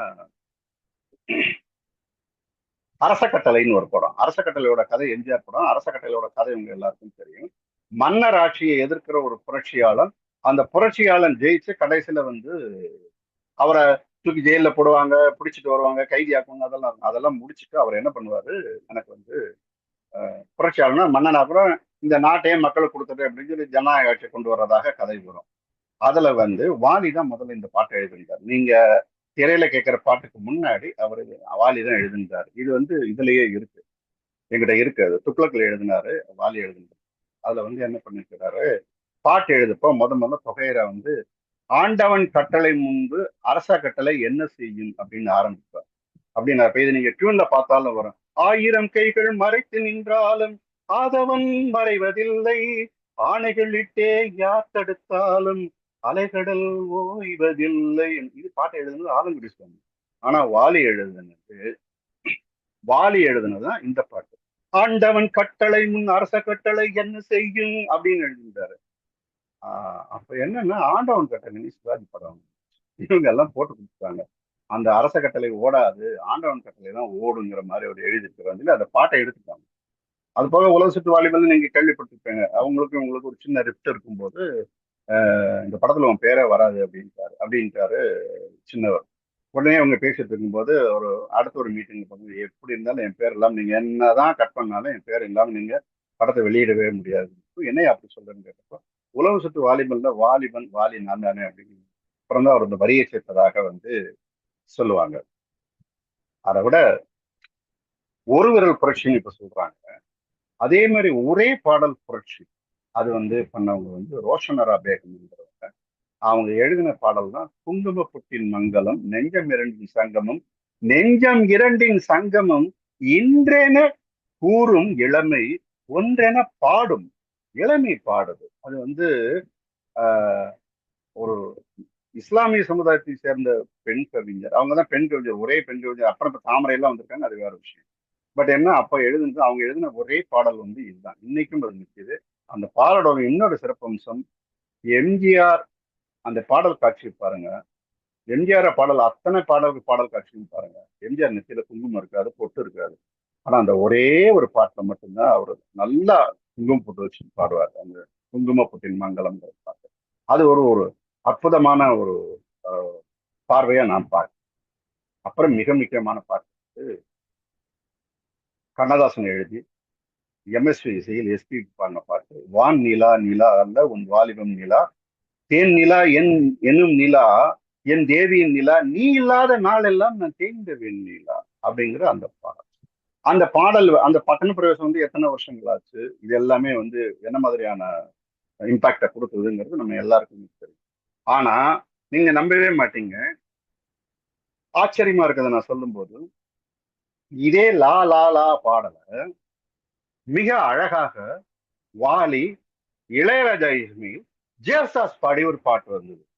அந்த பாட்டு தான் அந்த தேனிலா, கல்யாண தேனிலா, காய்ச்சாத பால் நிலா, நீதானே வானிலா, என்னோடு வானிலா, உம், பேசாத வெண்ணிலா, உன் காதல் கண்ணிலா, ஆகாயம் மண்ணிலா, கல்யாண தேனிலா, காய்ச்சாத பால் நிலா, நீதானே வானிலா, என்னோடு வானிலா அப்படிங்கிற இந்த பாடல் அவ்வளவு அற்புதமான பாடல். அப்புறம் வந்து மாயவநாதன் எழுதின கண்ணிலவு தேனிரைக்க, காழை மடல் நீர் தெளிக்க, கன்னிமகள் நடை பயின்று வந்தாள், ஈழம் காதலனை கண்டு நாணி நின்றாள். மிக அற்புதமான, அதாவது சேதாரம் இல்லாத சொற்களை கட்டமைத்து மிக அழகாக பாடப்பட்ட இந்த பாடல். ஐ திங்க் நான் கிட்டத்தட்ட நெருங்கி வந்துட்டு நினைக்கிறேன். இன்னும் இந்த மாதிரி நிறைய பாடல்கள் வந்து அது வந்து நான் வந்து வெறும் ரசனையா மொட்டை மாடியில உட்காந்துக்கிட்டு வானத்து நட்சத்திரங்களை பார்த்து ஆச்சரியப்படுகிற மனோபாவத்தில் தான் நான் வந்து இத்தனை பாடல்களையும் உங்களுக்கு உங்கள் ரசனைக்காகத்தான் நான் சொன்னேன். என்னுடைய ரசனை உங்களுக்கு ஒரு ஒரு நம்ம ஃப்ரெண்ட்ஸ் எல்லாம் உட்காந்து பேசியிருந்தா எப்படி அரட்டை அடிச்சுட்டு பேசணுமோ அந்த மாதிரியான ஒரு இதுல தான் நான் கொடுத்துருக்கேன். தவிர இங்கே இருக்கிற கவிதா ரசிகர்கள், கவிதை விற்பனர்கள், அவங்க எல்லாருக்குமே வந்து ஒரு ஒரு என்னோட சிறுபிள்ளை பிராயத்துல இருக்கிற ஒரு சந்தோஷமா தான் நான் அதை பகிர்ந்துக்கிறேன் அப்படின்னு நினைக்கிறேன். என்னுடைய இந்த உரையை நீங்கள் எல்லாரும் கேட்டதுக்கு ரொம்ப ரொம்ப நன்றி. எனக்கு ரொம்ப சந்தோஷம். நிறைய பாடல்கள் பேசுறதுக்கு அது காலமும் நேரமும் கூடி வர வாய்ப்புக்கு நன்றி. இப்போ பேசுறவங்க பேசலாம். ஐ திங்க் கரெக்டா வந்துட்டேன்னு நினைக்கிறேன். Thank you thank you. அருமை அருமை அருமை. இந்த உரையோட சக்சஸ் அப்படிங்கிறது என்னன்னா, ஒரு ஒரு பாட்டை சொல்லும் போது அங்க இதை கேட்டுக்கொண்டிருந்த அத்தனை பேருக்கும் அந்த பழைய நினைவுகள், அந்த படத்தை பற்றியோ அல்லது அந்த பாட்டினை பற்றியோ, அதில் உள்ள வரிகளை பற்றியோ, அதில் உள்ள இசை பற்றியோ, அந்த பாடலுக்கு நடித்தவர்களை பற்றியோ, அல்லது அது சம்பந்தமான ஏதாவது ஒரு நிகழ்வோ நிச்சயமாக மனதில் வந்திருக்கும். ஒரு கதை படிக்கும் போது இது இது எனக்கு நடந்திருக்கேன் இது மாதிரி அப்படின்னு அதை டச் பண்றது இல்லையா? அந்த மாதிரி ஒரு ஒரு பாடலும் இங்க இங்க எல்லோருடைய சிந்தனைக்கும் ஒரு சின்னதா பழைய பழைய நினைவுகளை தூண்டி இருக்கும் அப்படின்னு நான் நம்புறேன். ஏன்னா எனக்கு ஒரு ஒரு பாட்டுக்கும் ஒரு ஒரு எனக்கு ஒரு ஒரு பாட்டை பத்தி என்னால் 10 நிமிஷம் சொல்ல முடியுங்கிற அளவுக்கு சிறப்பான இதுவா இருந்தது. ஆனா அப்படி எல்லா டயத்தையும் நம்மளே எடுத்துக்க முடியாது. மிக அழகாக ஒரு அதாவது இது ஒரு கிளாசிஃபை பண்ணி இதுதான் பண்ணோம், கேள்வி பதில் பாட்டு மட்டும் அப்படிங்கிற போர் அடிச்சிருக்கும். அப்படி இல்லாம ஜம்ப் பண்ணினா கூட ஒரு கோர்வையாக அவர் சொன்ன மாதிரி கதம்ப மாலையாக, சுவாரஸ்யமான கதம்ப மாலையாக, மனமுள்ள கதம்ப மலர், ஆனா மனம் இல்லாத மலர் கூட கதம்ப மாலையா வரும். அது ஒரு 2 மல்லிகைப்பூ சேர்த்தாதான் மனமுள்ள கதம்பமாக இருந்தது என்பதிலே மகிழ்ச்சி. வாழ்த்துக்கள் ஆர்கே. இதுல வந்து இறைவன் என்ற ஒரு கவிஞன், அந்த பாடல் கவித்துவத்தோடு வந்தது. வாலி அது மாதிரி இறைவன் இருக்கிற கேள்வி பதில் பாடல்கள். அது ஒரே ஒரு தப்பு என்னன்னா, வாத்தியார் மாதிரி இருக்க நினைச்சுக்காத, ஃப்ரெண்ட் சொல்றேன். ஒருத்தி ஒருவனை நினைத்து விட்டால் வந்து சாந்தியில இல்ல, சாரதால. சாரதா, ஆமா ஆமா ஆமா ஆமா. அதான் வந்து சாரதா சாரதா என்ற படத்தில் சில பாடல்கள் வந்து கல்யாணத்தேன் இல்லாம புலமை பித்தன்னு சொல்றாங்க, வாலின்னு சொல்றாங்க. ரெண்டுமே இருக்கு. அது புலமை பித்தனா இருக்க வாய்ப்பு இருக்கு. இது நீங்க சொன்ன பாடல்கள் அனைத்துமே எனக்கு வந்து மிக ரசனையுடன் நானும் ரசித்த பாடல்கள் என்பது எனக்கு சந்தோஷம். எனக்கு அதுல வந்து உலகம் சுற்றும் வாலிபன்ல வந்த பாடல்கள் அனைத்தையும் எப்படின்னாக்க, முதல்ல வந்து அந்த படத்துக்கு இசையமைப்பு வந்து கொன்னக்குடி வைத்தியநாதன் அவர்கள் தான். ஆனா கொன்னக்குடி வைத்தியநாதன் அவர்கள் போட்ட உடனே இது வந்து அவரே வந்து சொல்லிட்டாரு, ஃபாரின் எல்லாம் போய் எடுக்கிறீங்க ரொம்ப செலவு பண்ணி, இதுல என்னோட இசை இருக்குமா, நம்ம மெல்லிசை மன்னரே போட சொல்லலாமே அப்படின்னு சொல்லும்போது, மெல்லிசை மன்னிட்ட போய் கேட்டோம், ஐயோ நீங்க அவருக்கு முன்னாடியே புக் பண்ணிருக்கீங்க, சாரே பண்ணட்டும் அப்படின்னு சொல்லிட்டாரு. அப்புறம் சின்னவர் என்ன சொல்லிட்டார், பரவாயில்ல நான் சொல்லிக்கிறேன், நீ தான் போடணும்னு சொல்லிட்டு போயிட்டா. அப்புறம் அவர்கிட்ட சொல்லி அடுத்த படத்துக்கு நான் சான்ஸ் கொடுத்துக்கிறேன்னு சொல்லிட்டு அவரு ஒத்துக்கிட்டாரு. அதான் ஒரு நவரத்னம் ஒரு படத்துக்கு பாடல் அதான். ஒரு பாடலையும் போட்டுட்டு நான் போய் போட்டு காய்ச்சா டியூன் போட்டு நல்ல வேலைப்பா என்ன சுமாரா இருக்கு, இன்னும் நல்லா போடலாம் இன்னும் நல்லா போடலாம்னு சொல்லிட்டு ரெக்கார்டிங் முடிச்ச அப்புறம் கூட நல்லா இல்ல நல்லா இல்லைன்னு சொல்லி ஒரு 11 பாட்டுக்கு சார். பாட்டெல்லாம் முடிஞ்சு மறுநாள் ஊருக்கு போகணும், எல்லா பாட்டும் ரெடி. அப்போ வந்து அவர் கேட்கிறார் வாலியை வந்து, என்ன நீ பணமே வாங்கிக்க வரலையா, வரமாட்டியா, விஸ்வநாதன வரலையான்னு கேட்கட்டோன்னு அவர் சொன்னார். அவர் எனக்கு பணமே வானானே இந்த படத்துக்கு, ஒரு பாட்டு கூட நல்லா இல்லைன்னு சொல்லிட்டீங்க நீங்க, நீங்க எனக்கு பணமே வானா அப்படின்னு சொல்லிட்டு இருக்காரு.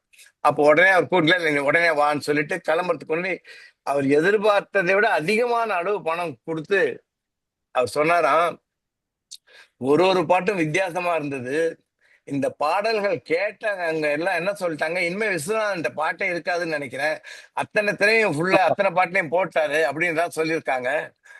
நீங்க ஆனா ஒரு பாட்டு கூட நல்லா இல்லைன்னு சொல்லிட்டீங்களா என்ன அப்படின்னு சொன்னோன்னே, அப்படி இல்ல, அப்படி சொன்னாதான் அடுத்த பாட்டு இன்னும் நீ நல்லா போடுவேன்னு சொன்னேன் அப்படின்னு விஸ்வநாதனே ஒரு நேர்காணல சொல்ற. ஆனா பாய் மனுஷா, இது நல்லா இருக்குன்னு சொல்லிருந்தா அடுத்து அதை விட இன்னும் நல்லா தான் போடுவேன், அதை விட இப்படி நான் பயப்படு, ஒரு பாட்டு கூட நல்லா இல்லைன்னு திகைக்க வச்சுட்டேன்னு சொல்றேன். அந்த மாதிரி ஒரு பாடலின் பின்னாலும் ஒரு செய்தி நம்ம வந்து அந்த பாடல் சம்பந்தமானது இருக்கிறது. மிக சிறப்பான ஒரு உரை. அந்த பாடல்கள்லாம் காதுல இப்ப முதல்ல கேட்கணும் போல இருக்கு. மிக சிறப்பா நடந்தது. பிறகு இப்போது நம்முடைய நண்பர்கள் இந்த நிகழ்ச்சியை பற்றி என்ன சொல்கிறார்கள் என்பதை கேட்கலாம் என்று நினைக்கிறேன். முதலில் நான் இந்த சினிமா பாடல்கள் சொல்லுங்க அதுக்கு முன்னாடி அவர்கள். ஒரே ஒரு நிமிஷம் சார். அதுல வந்து என்னன்னா, அவர் வந்து உலகம் சுற்றுலா எல்லா பாடகர்களுக்கும் வாய்ப்பு கொடுத்துட்டாரு. எஸ்எஸ்சி, எஸ்பிபி, டிஎம்எஸ் எல்லாம் கொடுத்துட்டாரு. சீர்காழிக்கு கொடுக்கல. அப்போ வந்து அவருக்கு வந்து அது வந்து அவருக்கு கொடுக்கணும்னு சொல்லிட்டு தான் அந்த டைட்டில் சாங் நமது வெற்றியின் நாளை ஆமா, சரித்திரம் சொல்லும் இப்படி சொல்லுங்க எப்படி டைட்டில் சாங். இதுதான் இப்ப நான் கொஞ்ச நேரம் முன்னாடி சொன்னேன். நான் வந்து சும்மா தெரு கிரிக்கெட் விளையாடுற சின்ன பையன் மாதிரி தான் இங்கெல்லாம் பெரிய பெரிய விற்பனர்களா இருக்குங்க. அதுதான் நீங்க சொன்ன தகவல்லாம். அத்தனைக்கும் நன்றி. தேங்க்யூ. தேங்க்யூ. மிக சிறப்பாக.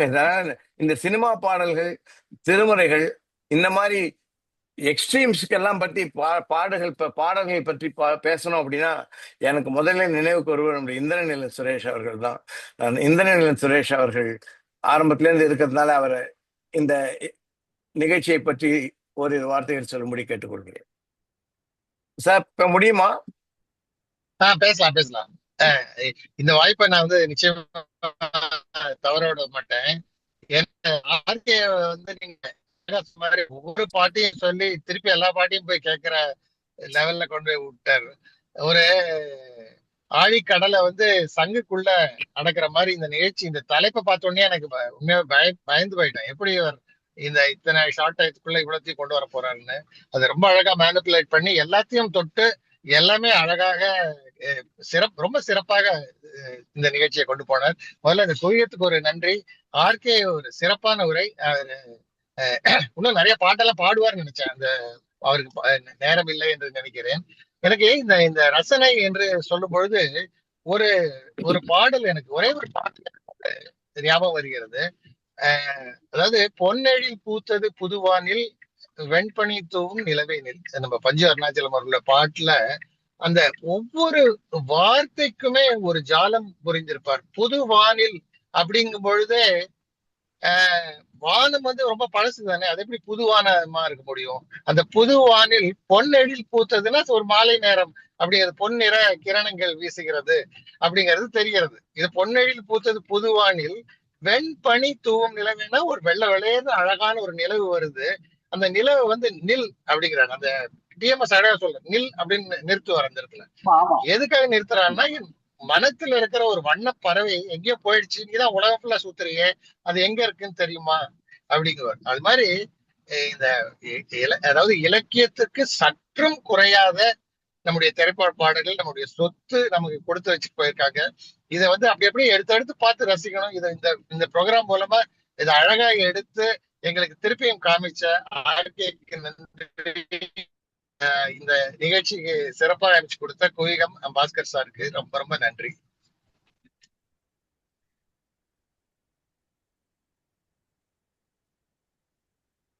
ரொம்ப நன்றி சார். நீங்க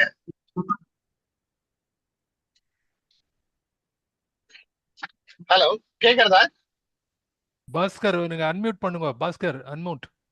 டாக்டர் ஆம் அன்மியூட் சரி, பண்ணுங்க. மிக்க நன்றி இந்திரன். எப்பவுமே இந்த மாதிரி ஒரு ப்ரோக்ராம்ல உங்களை சொன்னாக்க ஒரு புதுசா ஒரு பாயிண்ட் சொல்லுவீங்க, யாரும் சொல்லாத. இப்போ பொன்னையில் பூத்ததை பத்தி சொன்னீங்க, மிக்க நன்றி. Concur with you, thank you so much. அடுத்து சின்ன வயசுல இருந்தே ஃப்ரெண்ட்ஸ் அப்படின்னு பார்த்தாக்க பூபாலம் ஆசிரியர், அது தொடர்ந்து ஆந்திரா பேங்க் என்று தொடர்ந்து பயணித்துக் கொண்டிருக்கும்.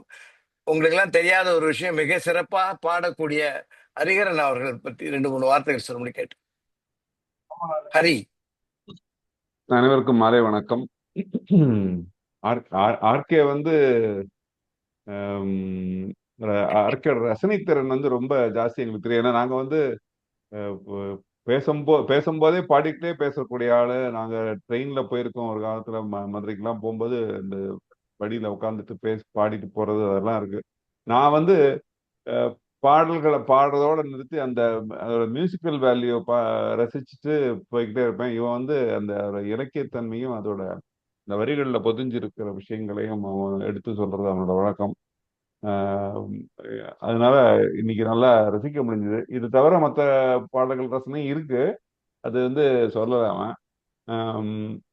பட் ஓவரால் அந்த ஃப்ளோ வந்து நல்லா இருந்தது. நான் ஏற்கனவே குறிப்பிட்ட மாதிரி இன்னும் கூட கொஞ்சம் நேரம் பேசியிருக்கலாமோ அப்படி தோணுச்சு. பட் இருந்தாலும் எல்லாத்துக்கும் ஒரு டைம் இருக்கேன், இந்த ஒரு கால எல்லைக்குள்ள பேசி முடிக்கணுங்கிற ஒரு கட்டாயம் இருக்கிறதுனால முடிக்க வேண்டிய நிர்பந்தம். அதே மாதிரி எல்லா விஷயங்களையும் கொண்டு போனோம். இப்போ இந்த கேள்வி பதிலா சொல்றது இதெல்லாம் இலக்கியத்திலே இருக்கு. திருச்சாடல்னு சொல்லுவாங்க, அந்த மாதிரி நினைக்கிறேன் மாசான் சொல்லுவாரு. அந்த மாதிரி கேள்வி பதில் மாதிரி இருக்கக்கூடிய பாடல்கள் இலக்கியத்திலே இருந்திருக்கு. அதையும் அதுல இருந்து நான் நிறைய விஷயங்கள் சொல்லியிருக்காரு, கேட்கறதுக்கு நல்லா இருந்தது. வாழ்த்துக்கள் இருக்கே. மிக்க நன்றி ஹரி. சுருக்கமாக ஆனா அதே சமயம் ரொம்ப சுவைபட உங்களுடைய ஒப்பீனியன் சொன்னீங்க. மிக சிறப்பான பாடல்களை தேர்ந்தெடுத்த ஆர்கேக்கு உங்க மூலியமா இன்னொரு நன்றி சொல்லிக்கிறேன். இந்த திரைப்பாடல்களில் கவித்துவமான வரிகள் அப்படிங்கிறது வந்து நிறைய பேசியிருக்கோம். நம்முடைய தென்காசி கணேசன் நிறைய பேசுவார் அதை பத்தி. அந்த வகையில நம்முடைய கவிஞர் விஸ்வநாதன் அவர்களை பற்றி, அவர்கள் வந்து இந்த நிகழ்வை பற்றி 2 வார்த்தைகள் சொல்லும்படி கேட்டுக்கொள்கிறேன். வணக்கம், அனைவருக்கும் வணக்கம். ஆர்கேயோடது ரொம்ப அருமையா இருந்தது. நீ அதனால தேர்வு பண்ண ஆரம்பத்திலே வானம்பாடியில ஆரம்பிச்சு நல்ல இலக்கியம் விஷயங்கள் எல்லாம் நிறைய சொன்னார். ரொம்ப மகிழ்ச்சியா இருந்தது. எனக்கு ரொம்ப பிடிச்சதுன்னா வாலிய பதவி அந்த சொன்னார் இல்லையா, கல்யாணத்தேன் நிலா, அந்த பாட்டு வந்து வாலி அவர்கள் எழுதியது. எப்படின்னாக்கா வாலிப வாலிங்கிற நிகழ்ச்சியில வாலி அவர்களை குறிப்பிட்டார். அந்த பாட்டு வந்து புலமைப்பு எழுதினது. அதுல ஒரு புதுமையான ஒரு ஓமையை சொல்லியிருப்பார் அவர். எப்படி என்னன்னா, காய்ச்சாத பால் நிலா அப்படின்னு வரும். அது வந்து யாருமே சொல்லல அந்த மாதிரி. அப்படி ஒரு அருமையான ஓமையை சொன்னார் புலமை பித்தன் அப்படின்னு சொல்லி வாலி அவர்கள் அந்த கவிதையை அந்த பாடலை பாராட்டி இருப்பார். நீங்க சொன்ன மாதிரி ரொம்ப மகிழ்ச்சி. அதாவது வான்நிலா நிலா அல்ல அங்கிற எப்படி லாலான்னு முடிகிற மாதிரி வாலி இப்படி ஒண்ணு எழுதியிருக்கார். வாலியோ புலமை பித்தனோ சொன்னீங்க இல்லையா, அப்படியும் இன்னொரு கம்பாரிசன் சொன்னதுக்கு ரொம்ப மகிழ்ச்சி. இது மாதிரி நிறைய உங்கள்கிட்ட நிறைய விஷயங்கள் நிறைய அதெல்லாம் சொன்னீங்க. அதே மாதிரி திருவிளையாடல்ல சொன்ன விஷயங்கள்லாம் ரொம்ப மகிழ்ச்சியா இருந்தது. நல்ல பையன், நல்ல நல்ல கருத்து மிக்க விஷயங்கள் எல்லாம் நீங்க பகிர்ந்து கொண்டீங்க. இன்னும் மிக்க மகிழ்ச்சி. ஆர்கே மனப்பூர்வமா வாழ்த்துக்கிறேன். ஒரு சிறந்த கவிஞரையா நீரு. அதனால ரசிச்சு பாடினீங்க. ரொம்ப சந்தோஷம். வாழ்க வளத்துடன். ரொம்ப சந்தோஷம். அதுக்குதான் சார் உங்களை கூப்பிட்டேன். ஏன்னா மனம் திறந்து பாராட்டுவதுங்கிறது ஒரு பெரிய விஷயம். அவ்வளவு ஈஸியா எல்லாருக்கும் வந்துடாது. ஒரு பிளாக் இருக்கும். அதெல்லாம் இல்லாம எவ்வளவு அழகா சொன்னேன். டைம் இருக்கிறதுனால அடுத்து அவருடனே நீண்ட கால நண்பர்னா பள்ளிக்கூட நண்பர் திரு ராஜாமணி அவர்கள் 2 வார்த்தை சொல்லும்படி கேட்டுக்கிறேன். சூப்பர். ரொம்ப கொஞ்சமா தான் உன்னால இன்னைக்கு பேசியிருக்க. ஒரு விஷயத்த சொல்லிக்கிறேன். சின்ன வயசுல இருந்தே எங்க குரூப்ல பாடுறதுன்னா 2 பேர் தான். ஒன்னு ஆர்கே, இன்னொன்னு கல்யாணம்னு ஒருத்தர். 2 பேர் தான் நல்லா பாடுவாங்க. பாட்டோட விஷயத்தையும் சொல்லுவாங்க. இந்த திரைப்பாடல்களை நான் ரசிக்கும் போதே சில விஷயங்களையும் நான் கொஞ்சம் அப்பால இருந்தே கவனிப்பேன். ஒரு விஷயம், நம்ம திரைப்பாடல்கள், அதுவும் தமிழ் திரைப்பாடல்களின் செழுமைக்கும் வளமைக்கும் காரணமா நான் நினைக்கிறது 2 விஷயம். ஒண்ணு வந்து கவிஞர்கள், அவங்களுக்கு இன்னொன்னு தமிழ் மொழி. அந்த வளமையும் செழுமையும் அவங்க படிச்சிருக்காங்க. கம்பராமாயணம், சங்கப்பாட்டுகள், சிலப்பதிகாரம், அதுலேருந்து அவங்களுக்கு கிடைச்சதை ரொம்ப அழகா பயன்படுத்தி நமக்கு கொடுத்துருக்காங்க. அதை எடுத்து சொல்றதுக்கு இந்த மாதிரி ஆட்கள் வேணும். ரொம்ப சிறப்பா இருந்தது. ஒரே ஒரு விஷயம் தான், மெல்லிசை பாடல்கள் ரொம்ப இனிமையா இருக்கும். பட் ஆரம்ப கட்டத்துல பாத்தீங்கன்னா நாடகத்திலேருந்து வந்ததுனால காதல் பாட்டுகள் கூட உச்சஸ்தாதியா தான் இருக்கும். பிறகுதான் மெல்லிசையா அப்படி மாறும். அதே மாதிரி தமிழ் மொழிக்கு கவிஞர்கள் ரொம்ப அதிகமா பற்றோட இருந்தாங்கிறதுக்கு அந்த திருவிளையாடல் சொல்லும் போது, இறைவன்கிட்ட போய் தமிழுக்கு சோதனைனா உனக்கு சோதனைங்கிறது, திருவிளையாடல்ல வந்து உன் தத்துவம் தவறு தமிழுக்கு உரிமை என்றுன்னு சொல்றது, இதெல்லாம் ஒரு ஜாலம். இந்த மாதிரி நல்ல ஒரு இதுவா இருந்தது. காலகட்டத்துக்கு ஏற்ப மாறுது. அந்த காலகட்டம் தமிழ் மொழி தாய்மொழி படிக்காத ஒரு கூட்டம் உருவாகும் போது பழைய இலக்கியத்திலிருந்து கவிஞர்கள் மாதிரி, அந்த கவிஞர்கள் மாதிரி இப்போ காலத்துக்கு ஏற்ப மாற்றி எழுதக்கூடிய கவிஞர்கள் குறைவோ என்பது எனது சந்தேகம். நல்ல ஆர்கேயின் ரசனை, திரைப்பட ரசனையை காட்டிலும் அதை எப்படி ரசிப்பார் ஆர்கே என்பதை சொல்ல வேண்டும் என்றால் அதற்கே ஒரு நிகழ்ச்சி செய்ய வேண்டும். சிறப்பு ஆர்கே, ரொம்ப சந்தோஷமா இருந்தது. I enjoy. நன்றி ராஜாமணி. அதான் அது ஒரு ஸ்கூல்ல அந்த டிராயர் சட்டை போட்டு கையில கமர் கட்டு கட்சின்னு பேசின்னு போற மாதிரி அந்த அந்த ஃபீல் வர்றதுக்காக தான் ராஜாமணியை கூப்பிட்டேன்.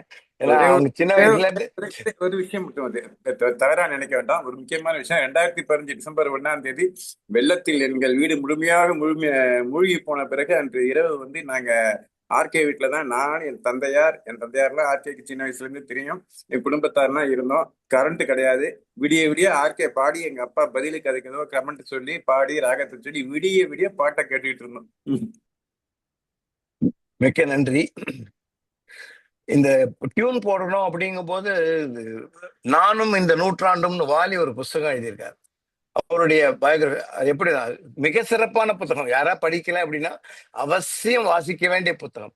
எவ்வளவு பாடல்கள் வாலி எழுதின பாடல்கள் கண்ணதாசன் எழுதின பாடல்களாக நினைத்து கொண்டிருக்கிறார்கள் அப்படிங்கிறத பத்தி எல்லாம் எழுதியிருப்பார். ஒரு பாட்டுக்கு பின்னாடி எப்படி வந்தது அப்படிங்கிறதெல்லாம் சிறப்பான புத்தகம். அதை வாசிச்சதுல நிறைய விஷயங்கள் கிடைக்கும் அவருடைய பாடல்கள் பற்றி. அப்படித்தான் ஒரு முறை ஒரு பாட்டுக்கு ஒரு தட்டகரம் சொல்லுவா இல்லையா, அந்த பாட்டு சொல்றார், டியூன் சொல்றாரு MS விஸ்வநாதன். கண்ணதாசனுக்கு அந்த பாட்டு வரல. லா லா லா லா லா லா லா இந்த பாடல் எவ்வளவு போட்டு வரல. ரொம்ப என்னையா நீ கவிஞன், பெரிய கவிஞன்னு சொல்ற, ஒரு பல்லவி சொல்ல தெரியல இதுக்கு அப்படின்ட்டு ரொம்ப கோபமா வெறுப்பேற்றி சொன்னோன்னே ஒரு 5 நிமிஷம் மேல எங்கேயும் நடந்துட்டு வந்து சொன்னது, லான்னே சொல்றேன் எழுதிக்கோ அப்படின்ட்டு, லான்னே சொல்றேன் அப்படின்னு சொல்லி எழுதின பாடல் தான் அந்த வான் நிலா நிலா நிலா என்ற பாடல்.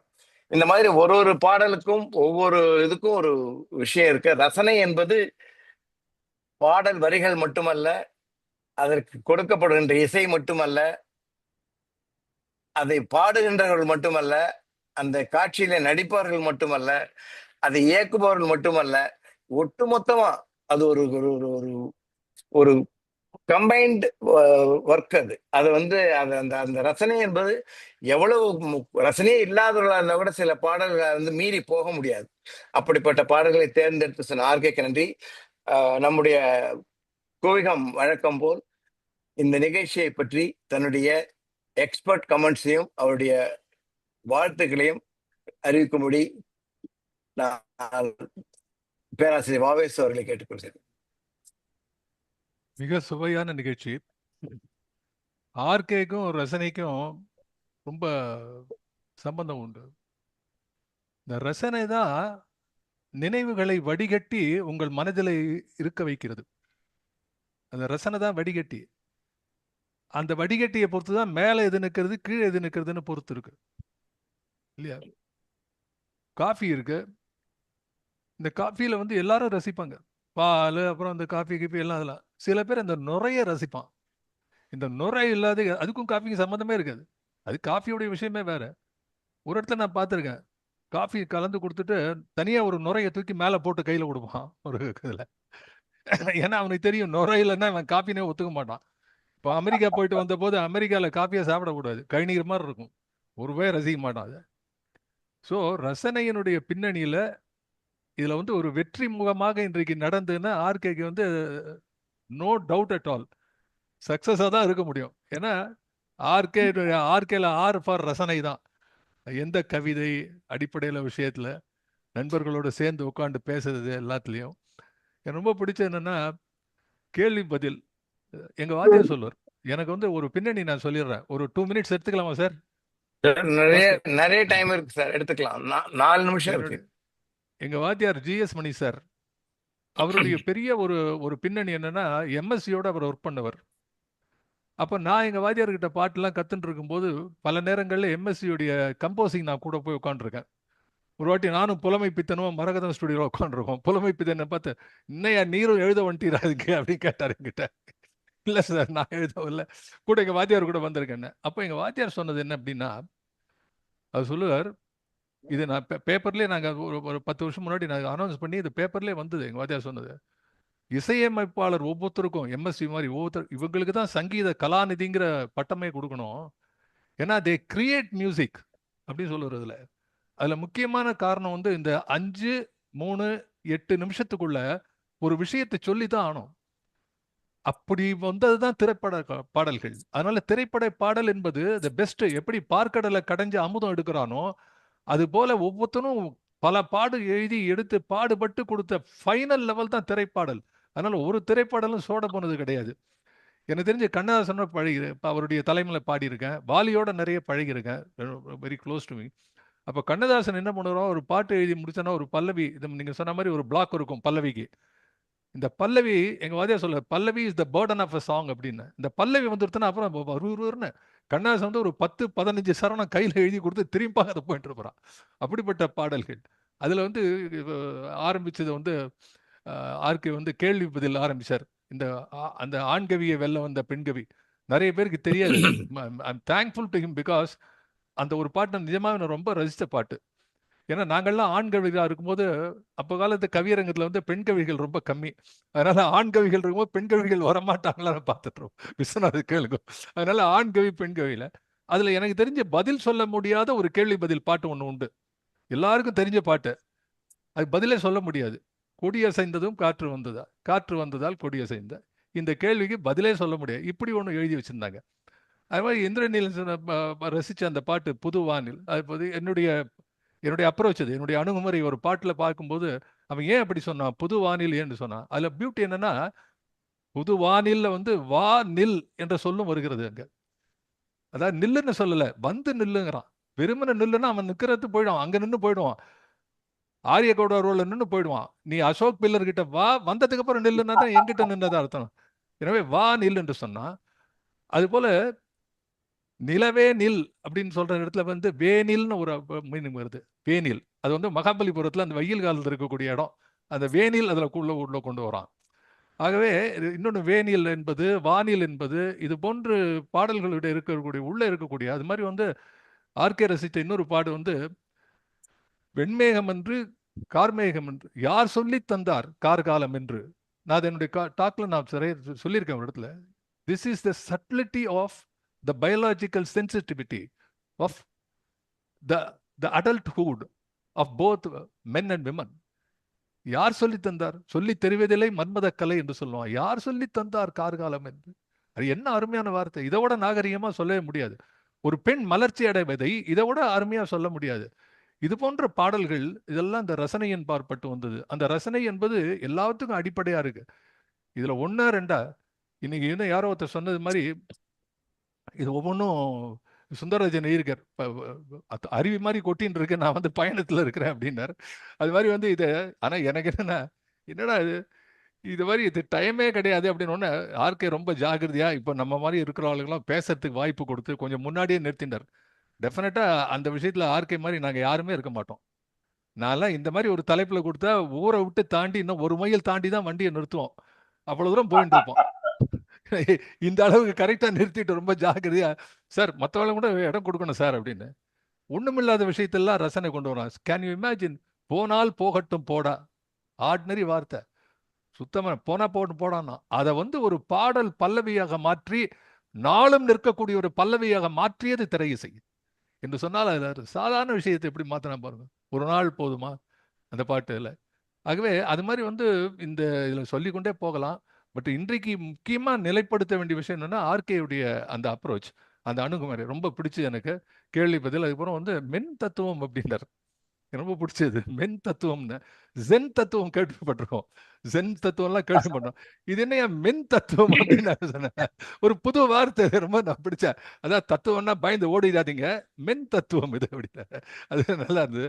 அது மாதிரி வந்து இந்த பாட்டுடைய ரசனை, நமது குவிகத்தினுடைய பின்னணியில அவருடைய பின்புலத்தை பற்றி எனக்கு ரொம்ப இன்னும் பிடிச்ச வந்து பாஸ்கர் வந்து ஒரு பொறுப்பை கொடுத்தா ரொம்ப நிச்சயமா ரொம்ப பிரமாதமா பண்ணிட்டு இருப்பாரு. அவர் கையில வாலி புக்கு கிட்டத்தட்ட ஒரு 10 புக்கு இன்னைக்கு ரெஃபர் பண்ணிருப்பாரு அந்த ஒரு 5 நிமிஷம் பேசுறதுக்கு. That's why I use to appreciate. அவர் சொன்னார், சார் நீங்கெல்லாம் பண்றீங்க சார் அப்படின்னு. நான் பண்றதெல்லாம் வேற விஷயம், பட் ஒரு 5 நிமிஷம் பேசுறதுக்கு பாஸ்கருக்கும் ஒரு பெரிய கரகோஷத்தை கொடுக்க வேண்டும். இந்த விஷயத்தை எப்படி வந்து நடத்தி எடுத்துன்னு போறதுன்னு தெரியும் அவருக்கு. ரொம்ப ரசிச்சேன். அது மாதிரி இந்த வாலியினுடைய புத்தகம் அது எல்லாரும் படிச்சு பார்க்கணும். அந்த புத்தகத்தை படித்து பார்க்க வேண்டும். திரையிசையை பற்றி தெரியாதவர்களே கிடையாது. ஒவ்வொரு நாளும் இதை சொல்லிகிட்டே இருக்கும்போது நடுவில் ஒரு புதிய செய்தியும் நடுவில் வந்து அவர் சொன்னார். அந்த வாலிக்கும் அது மாதிரி முத்துக்கூத்தன் அவருடைய அந்த பாடல் பற்றி சொன்னது. ஆகவே மிகச்சிறப்பான நிகழ்ச்சியாக இது வந்து உள்ளூர் நாயனம் மாதிரி தான். ஆர்கே வந்து குவிகத்துல பேசுறதுக்கு இது வந்து பெரிய விஷயமே இல்லை. ஆனா அதை வந்து ஒரு பொறுப்பா எடுத்துட்டு ரொம்ப அழகா பண்ணி இந்த ஞாயிற்றுக்கிழமையை ஒரு அருமையான ரசனை கூடமாக மாற்றிய நமது நண்பர்கள் அனைவருக்கும் குவிகம் சார்பிலும் என் சார்பிலும் என்னுடைய வாழ்த்துக்களையும் என்னுடைய என்ன சொல்றது பாராட்டுகளையும் நான் தெரிவித்துக் கொள்கிறேன். நன்றி, வணக்கம். நன்றி சார், மிக்க நன்றி. நன்றி சார், நன்றி பாஸ்கர், நன்றி ஆர்கே. மிக அருமையான ஒரு நிகழ்ச்சி, மிக அருமையாக நடத்தி கொடுத்த பாஸ்கர், மிக அருமையாக ஒரு கோர்வையை பண்ணி கொடுத்த, கோர்வையாக ஒரு விஷயத்தை பேசிய ஆர்கே. இன்னும் இதை போல ஒரு 6 பங்காவது, 6 இல்லை 50 பங்கு கூட இருக்கலாம் அவர்கிட்ட. இருந்தாலும் இந்த பேச்சு முடித்து விட்டால் மிக்க நன்றி. முக்கியமாக தெரிவிக்க வேண்டியது அடுத்த வாரம் நிகழ்வு இந்த காலாண்டுக்கு உண்டான நேர்காணல். இந்த நேர்காணல் மிகவும் வித்தியாசமான நேர்காணலாக இருக்க போகிறது என்பது நிச்சயமாக உண்மை. இலங்கை ராமசாமி அவர்கள், அதாவது அந்த சந்த வசந்தம் என்பது மூலமாக எல்லோருக்கும் தெரிந்த மிகப்பெரிய கவிஞரான திரு இலங்கை ராமசாமி அவர்களை நேர்காணல் காணப்போவது முனைவர் வாவேஷ். கட்டாயம் எல்லாரும் வந்து இருந்து நிகழ்ச்சியை சிறப்பித்து கொடுக்குமாறு கேட்டுக்கொள்கிறேன். இத்துடன் இந்த நிகழ்வை நான் முடிவு செய்கிறேன். நன்றி, வணக்கம்.